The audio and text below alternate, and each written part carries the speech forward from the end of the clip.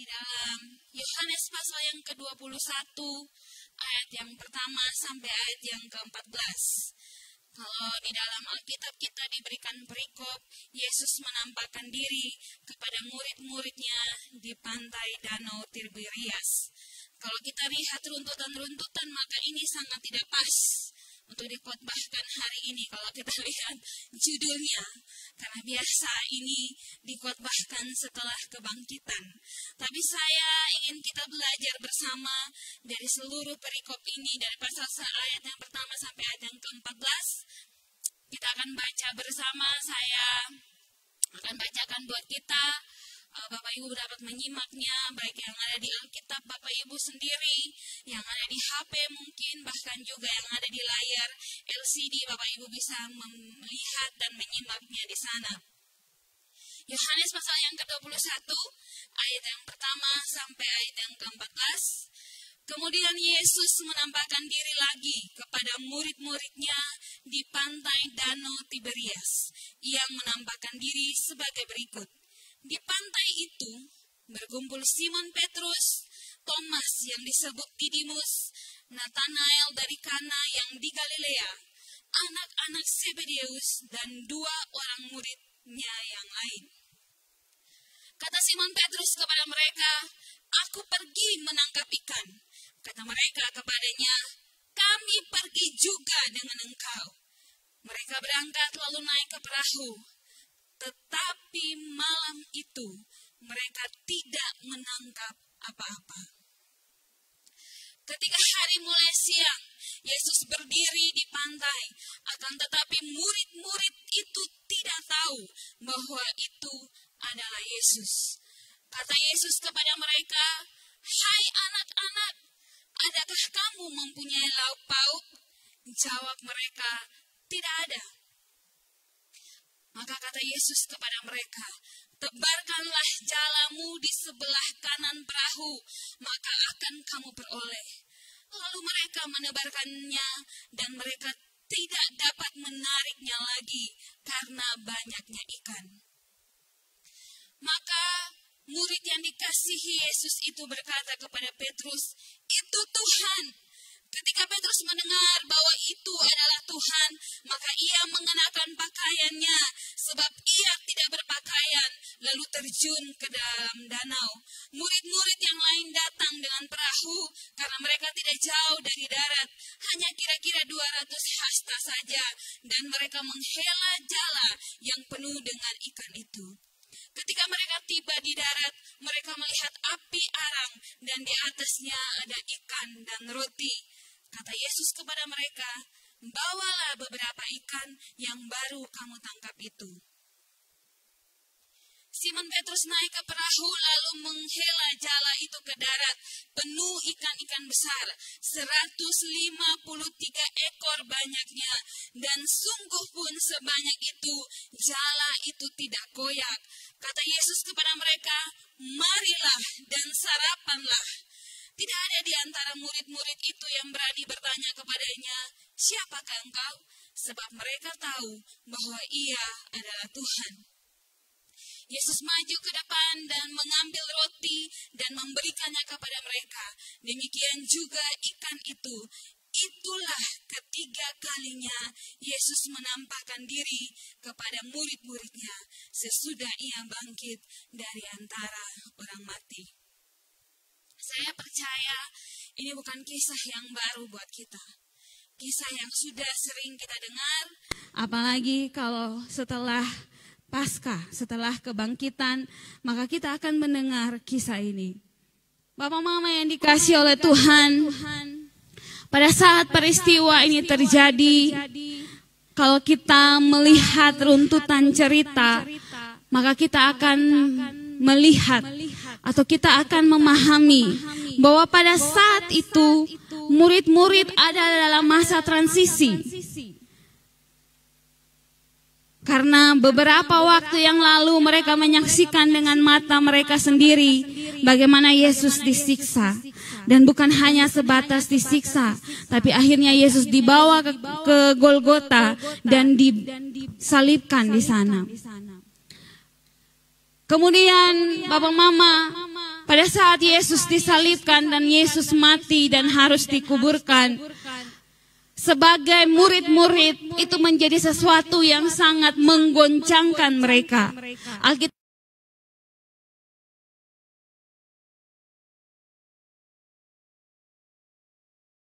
kebingungan, mereka mengalami semua yang mungkin dialami oleh kita ketika seseorang yang kita andalkan, seseorang yang kita percaya, seseorang yang kita kagumi tiba-tiba meninggalkan kita. Maka yang ada keputusasaan, yang ada kebingungan, yang ada kesedihan, yang ada mereka merasa takut dan mulai mempertanyakan apakah mereka beriman ke pribadi yang benar atau tidak. Satu situasi yang tidak menyenangkan bagi para murid waktu itu. Karena mereka tidak tahu, kalau kita sudah tahu bahwa Yesus mati dan setelah itu bangkit. Tapi pada waktu itu mereka tidak memahami, meskipun Yesus sudah menyatakannya berulang kali kepada mereka, mereka tidak memahami itu. Sehingga itu menjadi kekelaman buat mereka. Itu menjadi sesuatu yang menyedihkan, sesuatu yang membuat mereka ada di situasi yang putus asa, kebingungan. Kalau kita sudah tahu apa yang akan terjadi ke depan, kita akan santai-santai hari ini. Kalau kita sudah tahu bahwa hari ini saya sakit dan besok saya sembuh, maka saya waktu sakit pun saya akan tetap bersuka cita, akan berbahagia.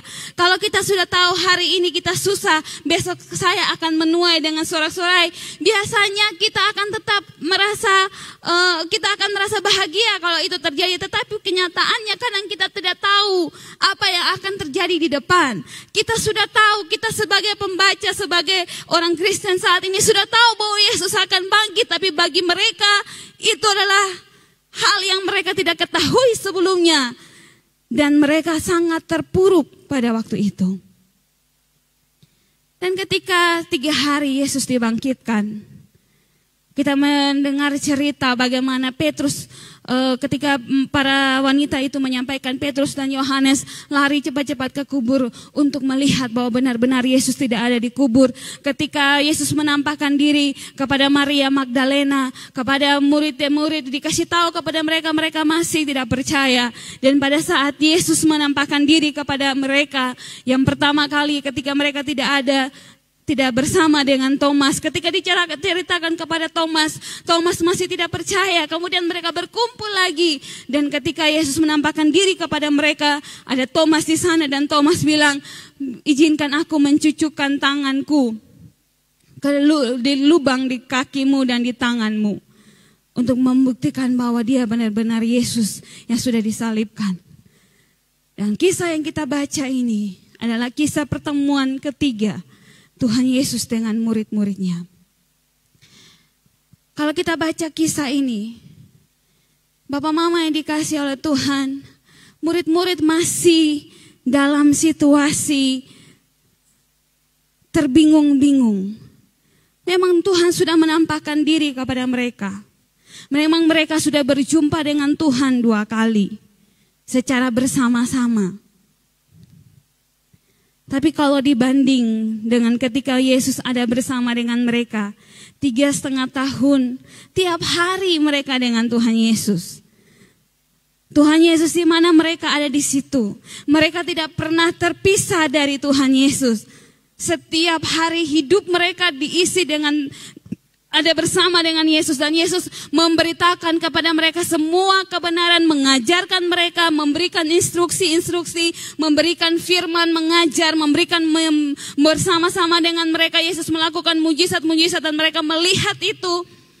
Tetapi pada saat setelah Yesus menampakkan diri 2 kali itu, setelah itu Yesus tidak lagi bersama dengan mereka secara fisik, tidak ada bersama dengan mereka. Dan Yesus sudah menyampaikan sesuatu kepada mereka saat Yesus berjumpa dengan mereka. Yesus hanya bilang seperti Bapa mengutus aku, demikianlah aku mengutus kamu. Tapi belum ada perintah yang jelas, belum ada hal-hal yang membuat mereka bisa pasti ini apa yang harus mereka lakukan. Mereka masih dalam masa kebingungan. Mereka hanya tahu bahwa Yesus bilang kepada mereka, pergilah ke Galilea, duluanlah ke sana, aku akan menyusul, kasarnya aku akan menyusul kalian ke Galilea. Tapi tidak ada penyertaan Tuhan setiap hari sehingga mereka bisa tahu Tuhan maunya apa, Tuhan mau kami berbuat apa. Tidak ada setelah perjumpaan mereka bersama dengan Yesus. Ketika Yesus menampakkan diri kepada mereka yang kedua, mereka bersama-sama, itu tidak ada perintah-perintah yang lain. Sehingga mereka kebingungan. Mereka hilang arah. Mereka masih, ini mau apa? Apa yang harus kami lakukan? Dan akhirnya ada seseorang yang mengambil inisiatif.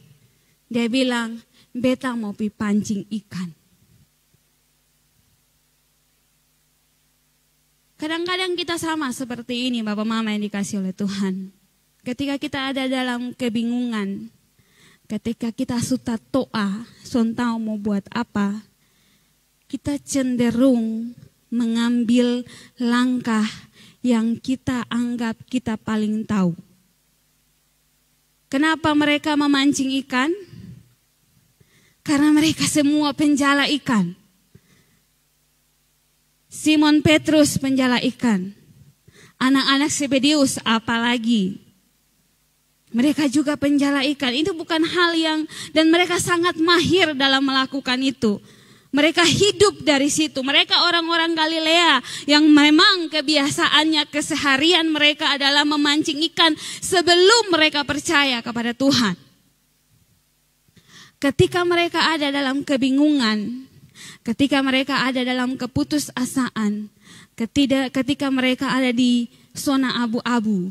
Saya bilang zona abu-abu karena mau pi sini ju salah, mau pi situ ju tahu. Mereka memutuskan untuk melakukan apa yang pernah mereka lakukan. Apa yang mereka paling bisa mereka lakukan.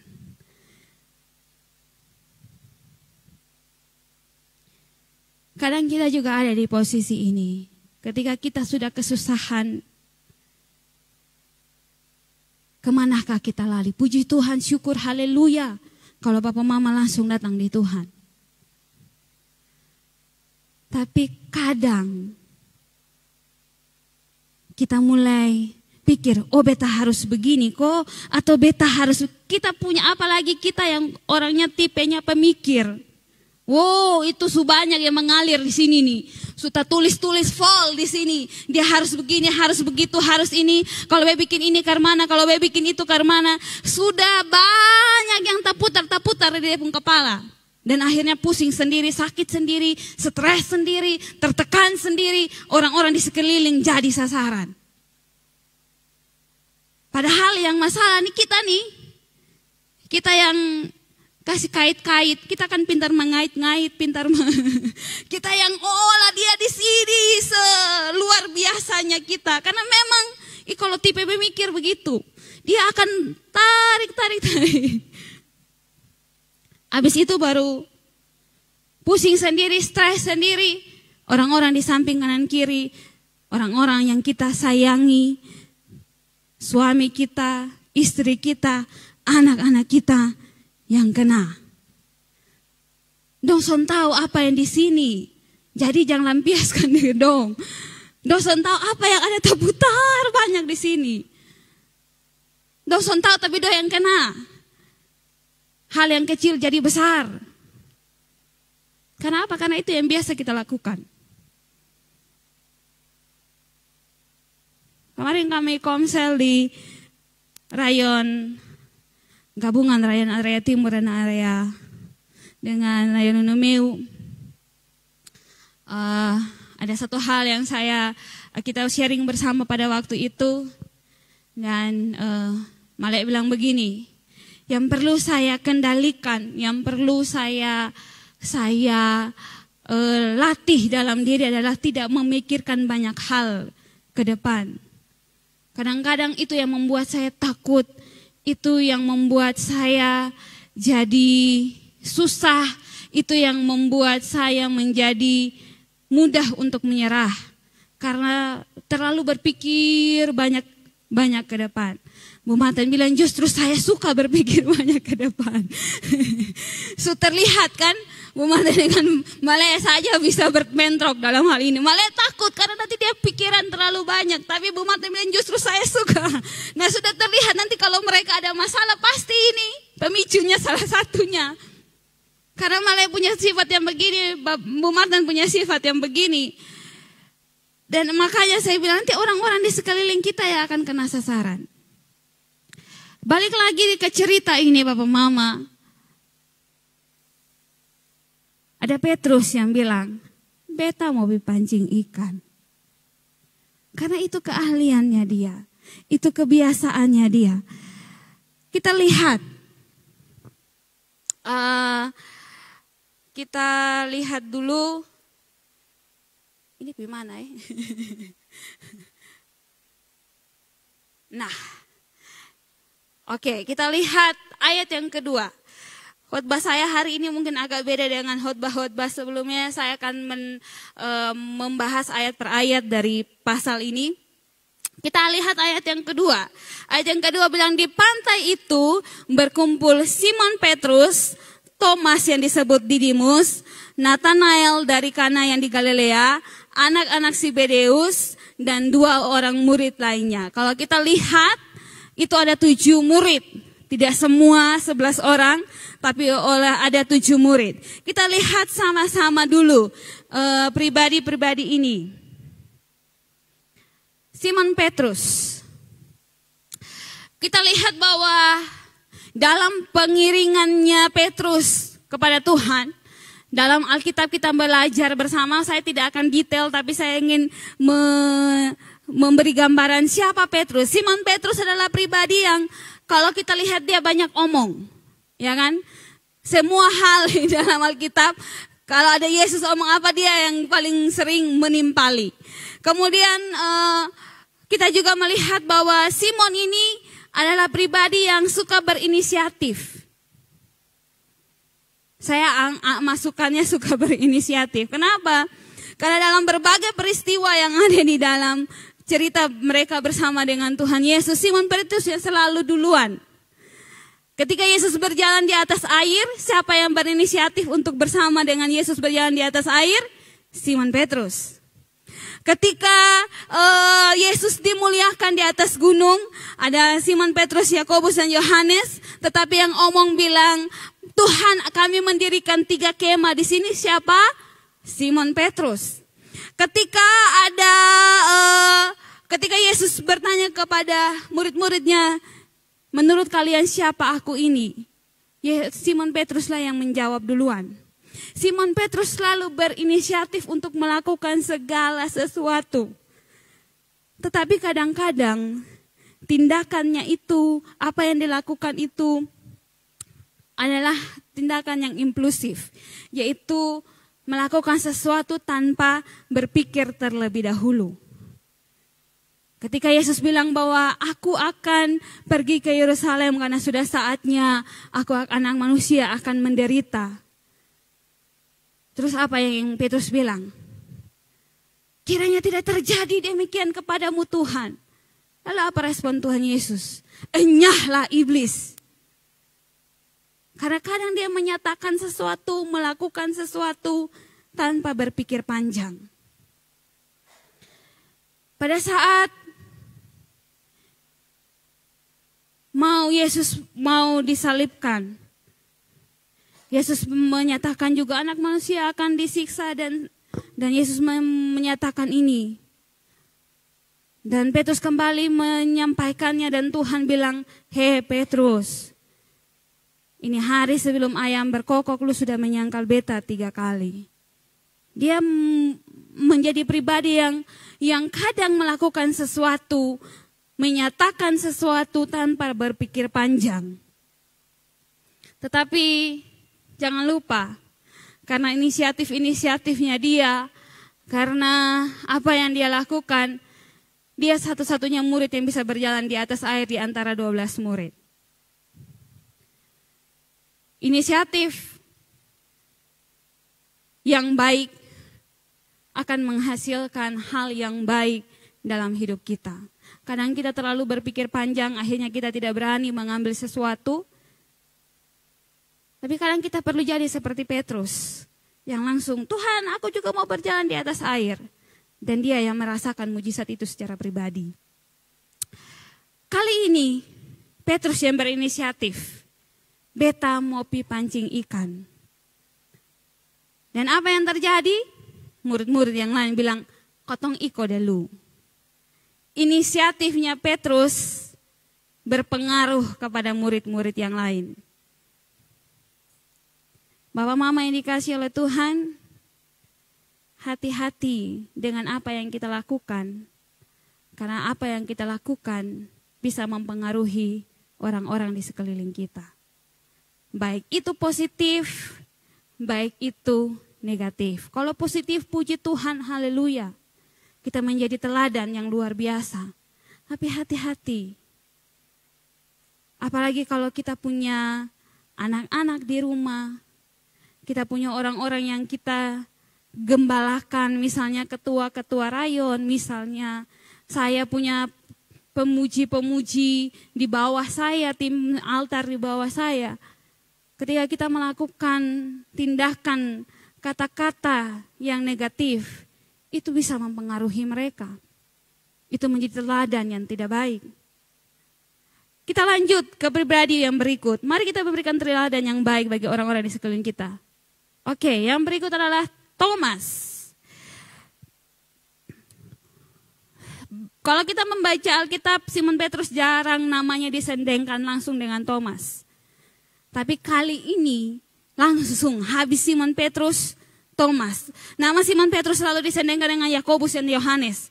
Jarang sekali disandingkan dengan Thomas. Kenapa kali ini Thomas punya nama ada di situ? Karena setelah peristiwa yang sebelumnya Yesus menampakkan diri dan Thomas tidak ada. Setelah itu dia menjadi pribadi yang selalu ada di komunitas itu. Dia ada di mana semua murid-murid berkumpul. Karena dia tidak mau ketinggalan lagi dengan segala yang terjadi. Karena dia pernah melewatkan itu. Dia pernah melewatkan berjumpa langsung dengan Yesus setelah kebangkitan. Sehingga ketika selanjutnya di mana murid-murid di situ Thomas ada. Dia tidak pernah mau ketinggalan. Jangan tinggalkan komunitas kita di mana kita bertumbuh dalam iman. Ibadah rayon, ibadah pemuda, ibadah minggu. Jangan lewatkan itu. Karena sekali kita lewatkan, kita kehilangan apa yang sebenarnya Tuhan mau kita terima. Karena itu jangan lewatkan, jangan tinggalkan. Berkumpullah bersama dengan teman-teman komunitas kita dalam rayon kita, dalam gereja kita. Supaya kita bisa bertumbuh, supaya kita jangan kehilangan berkat yang Tuhan sudah siapkan seharusnya buat kita. Saat itu Thomas kehilangan. Sehingga dia belajar dari kesalahan. Dia terus bersama dengan murid-murid yang lain. Yang lain berikutnya ada Nathanael.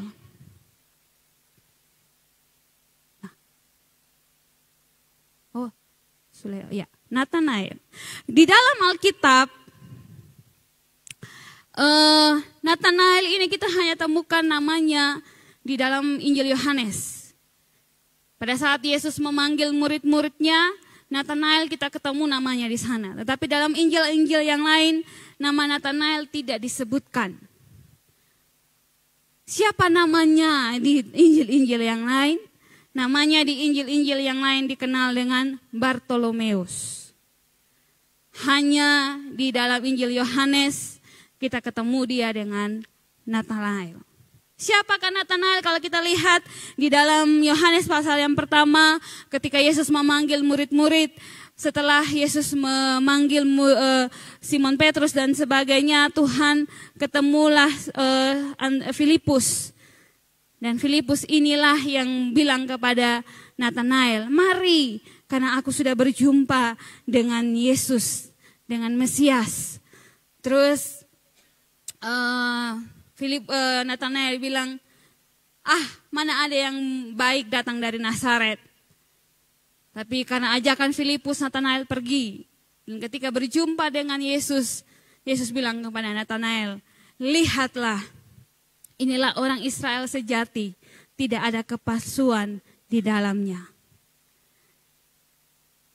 Natanael kalau dalam pengiringannya sebagai murid, dia selalu dipasangkan dengan Filipus. Kemana-mana mereka selalu ada, sehingga biasanya kalau ada Filipus di situ ada Natanael. Tapi kita melihat dalam ayat ini tidak ada nama Filipus di sana. Kita lihat pribadi yang selanjutnya. Ada Yohanes dan Yakobus, anak-anak Zebedeus. Dan kalau Bapak mau lihat gambar di sampingnya itu yang sendiri itu adalah Yohanes. Kenapa saya bikin dia sendiri? Karena dialah yang mencatat Injil Yohanes. Dan dialah yang disebut dengan murid yang dikasihi Tuhan. Kita akan mungkin melihat sedikit tentang Yohanes nanti dalam pembahasan berikutnya. Tetapi Bapak Mama yang dikasihi oleh Tuhan, Yohanes dan Yakobus dan juga Petrus adalah 3 pribadi yang sangat dekat dengan Tuhan. Sangat dekat dengan Tuhan. Kemana Tuhan Yesus pergi, mereka bertiga ini orang yang begitu dekat dengan Tuhan dibanding murid-murid yang lain. Ada peristiwa-peristiwa khusus yang Yesus justru lebih menghabiskan waktu dengan mereka bertiga. Kemudian Bapak Mama yang dikasihi oleh Tuhan, di antara mereka bertiga ada satu yang lebih dekat lagi, yaitu Yohanes. Kalau dalam gambar-gambar yang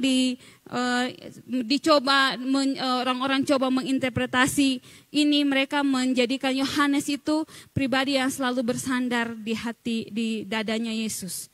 Ketika mereka berkumpul bersama, Yohanes yang ada sandar-sandar manja-manja, karena memang dia yang termuda di antara semua murid.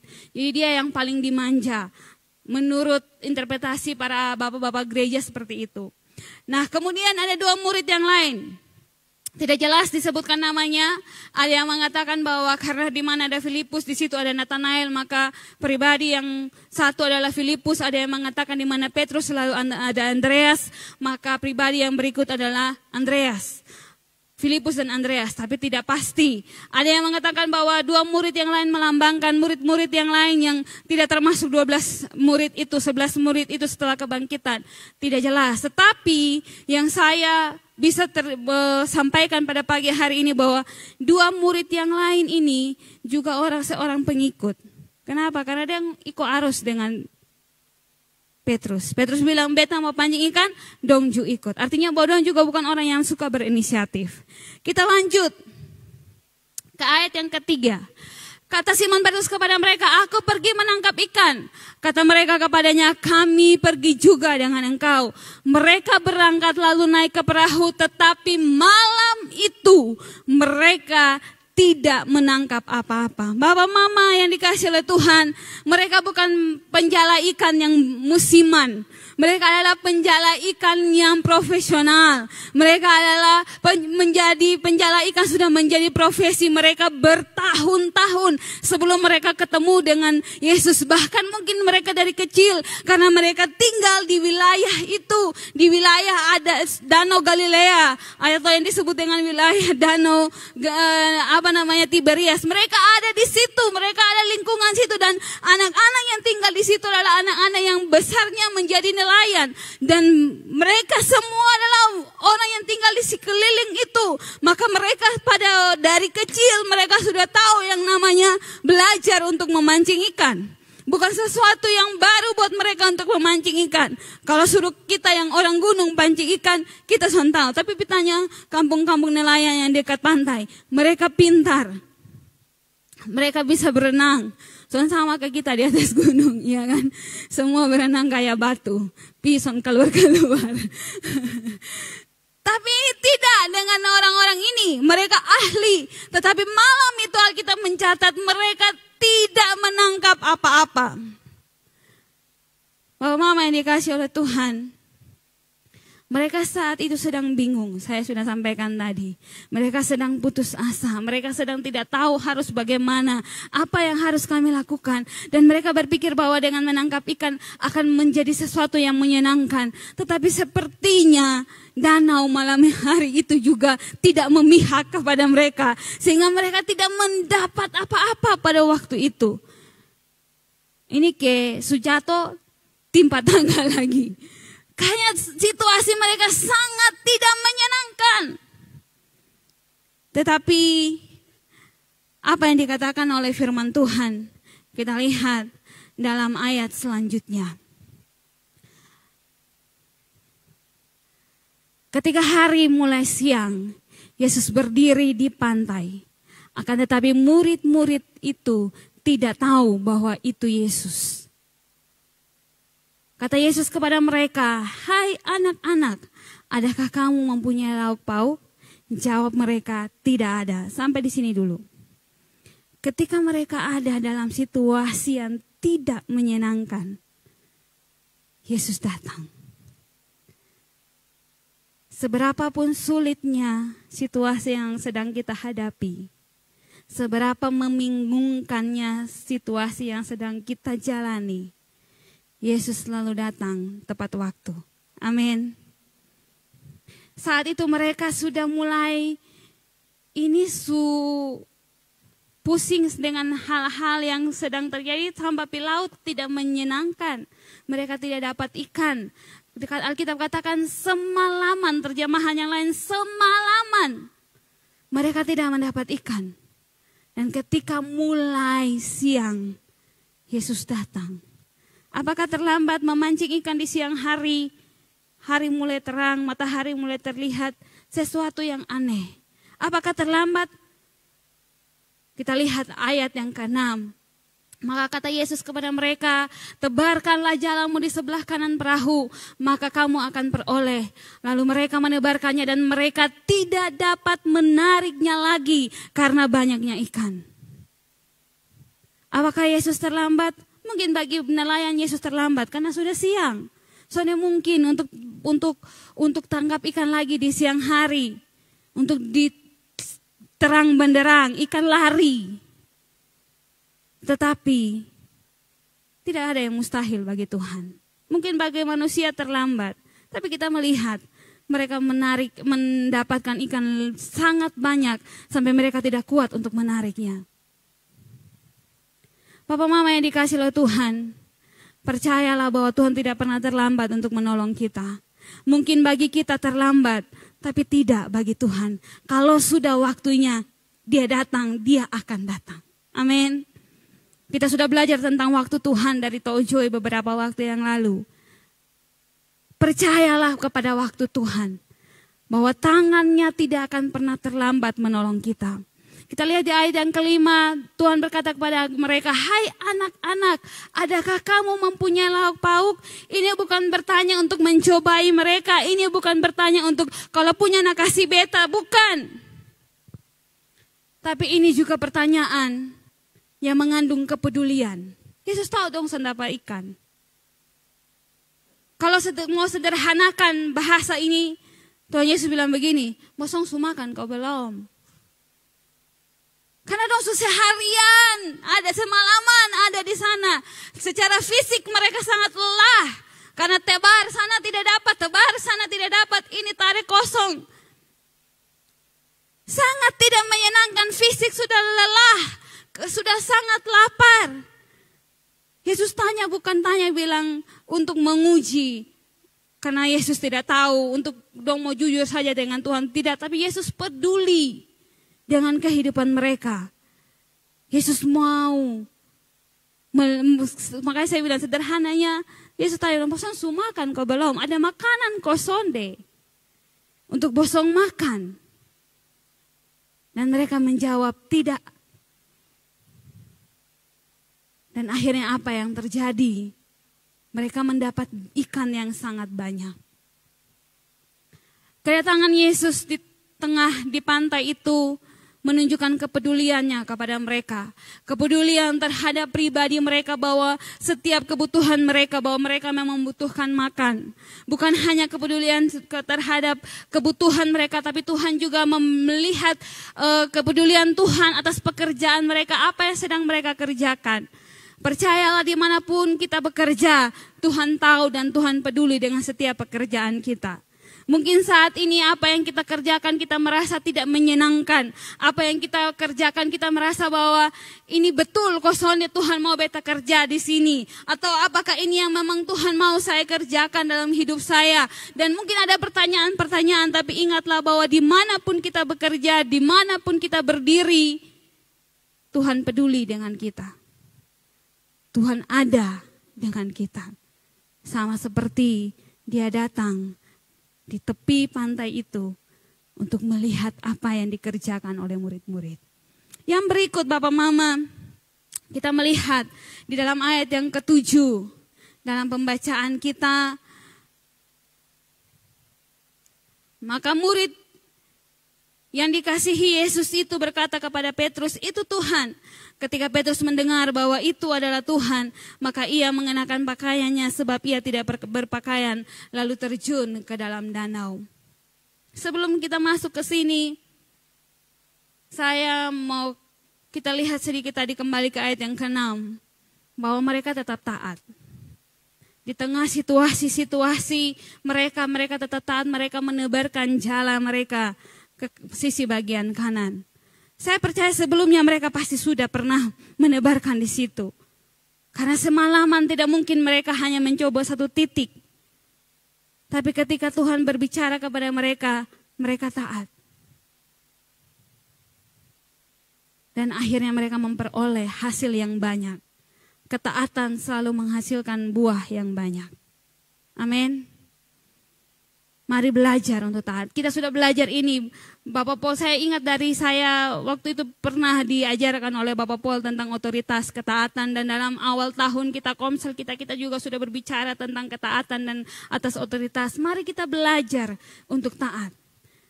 Taat kepada pemimpin kita, taat kepada Tuhan, dan taat kepada para pemimpin kita. Lanjut ke ayat yang ke-7 tadi. Petrus akhirnya berinisiatif lagi.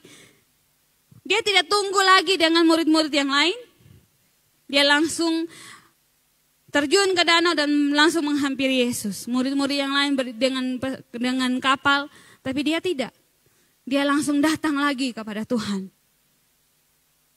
Terlihat betapa pribadi yang luar biasa Petrus ini.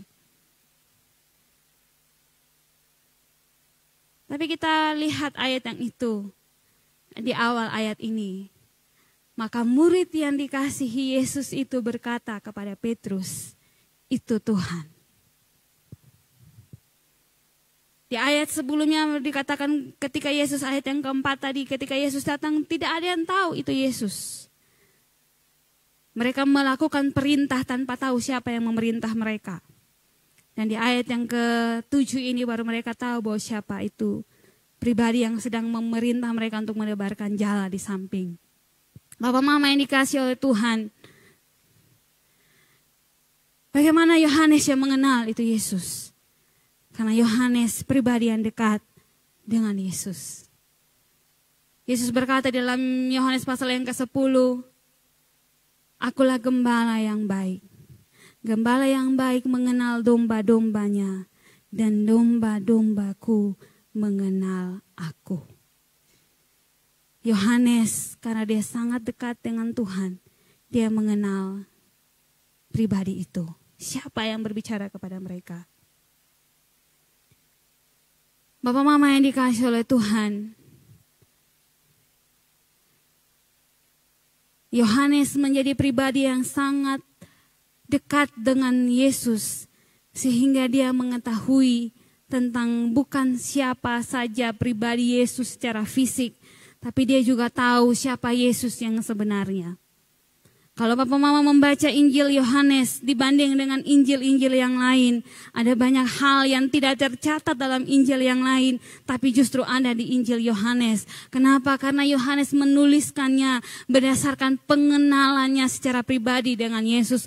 Bukan hanya karena dia adalah murid, tapi dia adalah murid yang dekat dengan Yesus. Bagaimana dia menjabarkan tentang Yesus, kalau kita mendengar beberapa khotbahnya Bapak Efra tentang ego emi, itu hanya ada di Yohanes, karena Yohanes sangat mengenal Yesus. Kita cari itu di Injil lain, tidak ketemu. Karena betapa dekatnya Yohanes dengan Yesus membuat dia lebih dalam mengenal siapa Yesus. Bagaimana dengan kita? Seberapa kenalkah kita dengan Yesus? Semakin kita dekat dengan Yesus, kita akan semakin mengenal siapa Dia.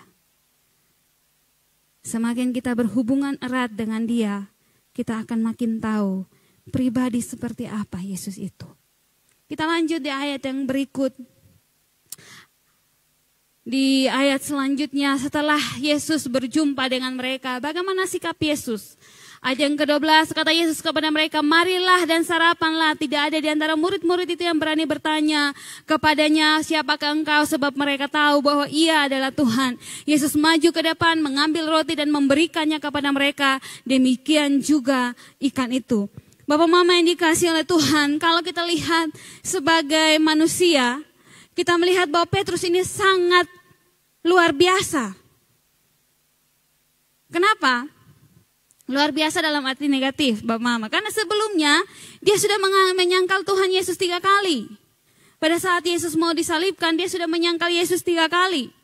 Kemudian pada saat kisah ini berjalan, dia yang mempengaruhi, berinisiatif dan akhirnya memberikan teladan pengaruh kepada murid-murid yang lain untuk datang ke danau. Bukan duduk bersekutu menanti apa yang Tuhan mau. Bukan berkumpul memuji Tuhan. Berbeda setelah peristiwa ini Bapak Mama, setelah Yesus naik ke surga, mereka 10 hari memuji Tuhan, tidak ada henti-hentinya untuk menanti kedatangan Roh Kudus. Tetapi kita lihat bahwa mereka, gara-gara Petrus, mereka ada di danau pada hari itu untuk memancing ikan. Secara manusia, Petrus ini melakukan kesalahan. Belum selesai masalah dia menyangkal Tuhan, tambah lagi dengan ini. Tapi kita melihat pribadi Yesus. Ketika dia berjumpa dengan mereka, ketika mereka ada di pantai, ketika Petrus datang menghampiri dia, Yesus tidak melakukan seperti yang sebelum Yesus lakukan, enyahlah iblis. Atau Yesus bilang, engkau berkata apa? Yesus tidak merebuk dia, tidak menghardik dia atau apa. Tapi Yesus melakukan yang sebaliknya. Yesus melayani mereka. Yesus tetap memberikan makan kepada mereka. Dan juga kepada Petrus. Saya mencoba menempatkan diri saya seperti Petrus waktu itu. Saya datang dengan rasa bersalah yang sangat tinggi. Karena saya tidak mencari Tuhan ketika ada persoalan, ketika mengalami kebingungan. Saya mencari jalan sendiri. Sebelumnya saya sudah melakukan kesalahan yang lain, yaitu saya menyangkal dia 3 kali di depan, bahkan di depan anak kecil. Dan Yesus dan ketika datang di hadapan Tuhan, tentunya pada saat itu Petrus datang dengan begitu terpuruk, malu, merasa rendah diri karena kesalahan yang dia lakukan. Tapi Alkitab mencatat, Yesus tetap melayani dia. Yesus memberikan dia ikan. Yesus memberikan dia roti untuk dia makan. Bapak Mama yang dikasihi oleh Tuhan, Cara Yohanes melukiskan ini sudah dia bicarakan dari awal pasal yang ketiga. Karena begitu besar kasih Allah akan dunia ini, sehingga ia telah mengaruniakan anaknya yang tunggal, supaya yang percaya kepadanya tidak binasa, melainkan beroleh hidup yang kekal. Kalau Bapak Mama membaca secara serius Yohanes, Bapak Mama akan menemukan bahwa Yohanes banyak sekali menekankan tentang kasih Bapa yang besar itu. Kasih Tuhan yang besar itu. Kasih yang terbesar itu. Dalam kisah ini, Yohanes menekankan hal yang sama. Memang tidak terlihat secara tertulis di situ. Tapi coba Bapak Mama pikir seperti saya bayangkan tadi. Kalau saya ada di dalam posisi Petrus, saya akan sangat malu. Karena saya sudah melakukan banyak kesalahan. Tapi Tuhan Yesus tetap melayani dia. Kita orang kasih kesalahan kecil, kita akan ingat tujuh turunan. Kita akan menghakimi mereka. Tapi Tuhan Yesus tidak sedikit pun mengambil tindakan penghakiman, menghakimi, dan menyatakan bahwa Petrus kamu salah. Tidak.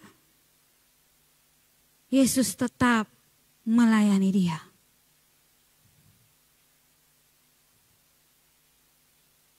Nah, Bapak Mama yang dikasih oleh Tuhan, ini yang saya ingin tekankan bagi kita pada pagi hari ini. Tentang kasih yang terbesar. Mari kita kembali kepada kasih Tuhan, memahami kasih Tuhan. Begitu besar kasih-Nya kepada kita.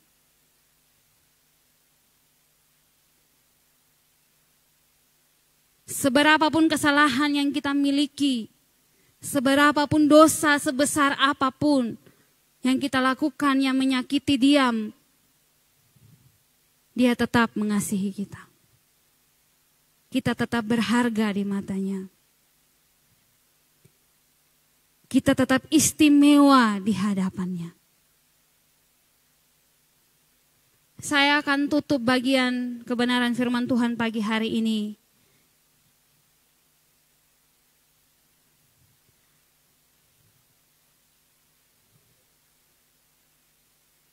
Tiga hal ini yang saya ingin kita benar-benar renungkan dalam hidup kita dalam pagi hari ini.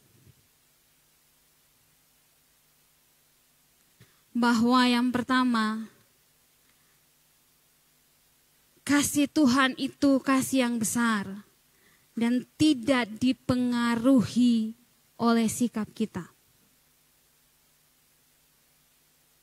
Kalau kasih Tuhan dipengaruhi oleh sikap kita, maka Tuhan tidak akan melayani Petrus.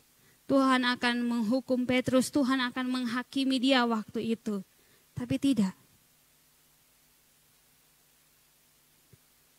Kasih Tuhan tidak dipengaruhi oleh sikap kita. Karena kasih Tuhan itu sempurna. Bahasa yang lain katakan bahwa kasih Tuhan itu tanpa syarat, unconditionally. Tidak ada syarat. Seberapapun kita berdosa, seberapapun kita melakukan kesalahan, Dia tetap mengasihi kita. Kasih Tuhan itu tidak dapat kita beli. Ada orang yang mengatakan bahwa kalau saya rajin ke gereja, kalau saya rajin beribadah, kalau saya rajin berdoa, kalau saya rajin baca Alkitab, maka Tuhan akan lebih mengasihi saya. Sekali-kali tidak. Kalau kita merasa kesalehan kita itu bisa membuat kasih Tuhan bertambah atas hidup kita, betapa ketidakdewasaannya kita di hadapan Tuhan. Karena kasih Tuhan itu tidak dapat kita beli. Kita tidak dapat menyogok Dia dengan melakukan kebaikan. Kita tidak dapat menyogok Dia dengan membuat berlaku saleh di hadapannya, berdoa, berpuasa, melakukan hal-hal yang kita rasa benar untuk dilakukan. Kenapa? Karena motivasi kita salah.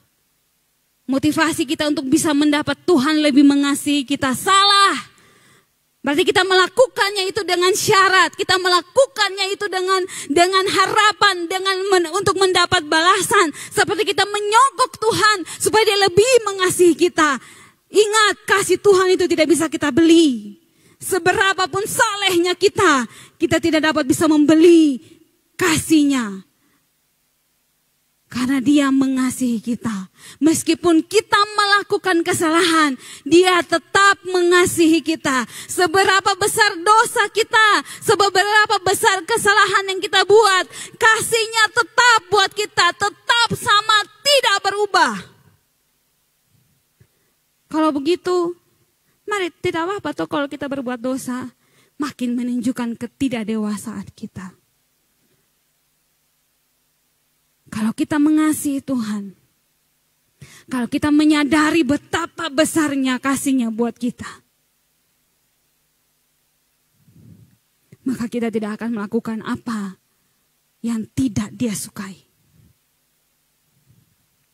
Kalau kita mengasihi pasangan kita, atau orang yang kita cintai, siapapun dia, kalau kita mengasihi mereka, yang kita lakukan adalah hal-hal yang menyenangkan dia. Yang kita lakukan adalah hal-hal yang membuat dia senang. Bukan hal-hal yang sebaliknya yang membuat dia jengkel dengan kita. Tidak. Kalau kita dewasa dalam kasih-Nya, maka kita melakukan kesalehan itu. Kita melakukan ibadah kita, doa kita, persekutuan kita dengan Tuhan. Kita meluangkan waktu untuk beribadah. Bukan supaya dia makin mengasihi kita. Tapi kita sadar bahwa itulah yang menyenangkan dia. Itulah yang dia sukai. Itulah yang Tuhan mau dari kita. Bukan untuk kita membeli kasih Tuhan. Bukan untuk kita membeli kebaikan Tuhan. Kadang kita seperti ini. Sehingga ketika kita ada dalam masalah, kita bilang, Tuhan beta buat ini, beta buat itu, beta sudah beribadah, beta sudah rajin berdoa, beta sudah rajin puasa. Tapi kenapa Tuhan tetap kasih masalah? Karena itu, karena kita merasa kita bisa membeli kasih Tuhan. Karena kita merasa kita bisa menyogok Tuhan dengan kesalehan kita. Bapak Mama yang dikasih oleh Tuhan, mari kembali kepada kasih Tuhan yang benar.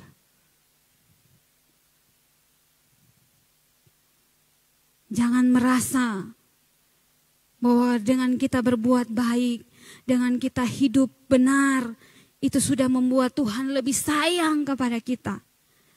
Kalau begitu berarti salah dong kasih agape itu. Kalau begitu salah dong yang disebut dengan kasih Tuhan tanpa syarat. Menunjukkan ketidakdewasaan kita memahami kasih Tuhan.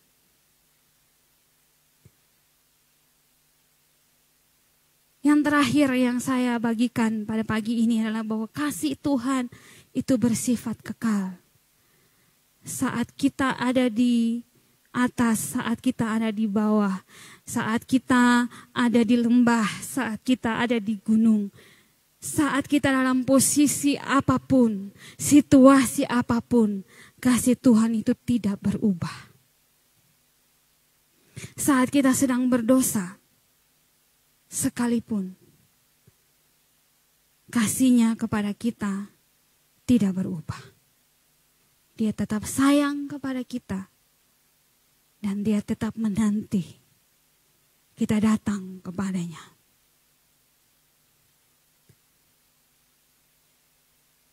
Mari kita belajar bersama untuk lebih menghargai kasih Tuhan buat kita.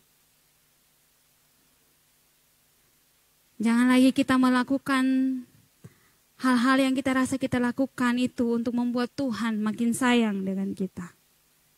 Tapi kita melakukannya karena kita mengasihi Tuhan. Karena kita melakukannya karena Dia terlebih dahulu mengasihi kita. Siapapun dan bagaimanapun kita, sebesar apapun kesalahan yang kita lakukan, Tuhan tetap menganggap kita istimewa. Tuhan tetap menganggap kita berharga. Kita sudah belajar itu dalam beberapa waktu yang lalu. Tuhan tetap melihat kita bernilai karena kasih-Nya. Tuhan memberkati kita semua, biarlah firman Tuhan yang sederhana ini menolong kita untuk kembali memahami kasih Tuhan.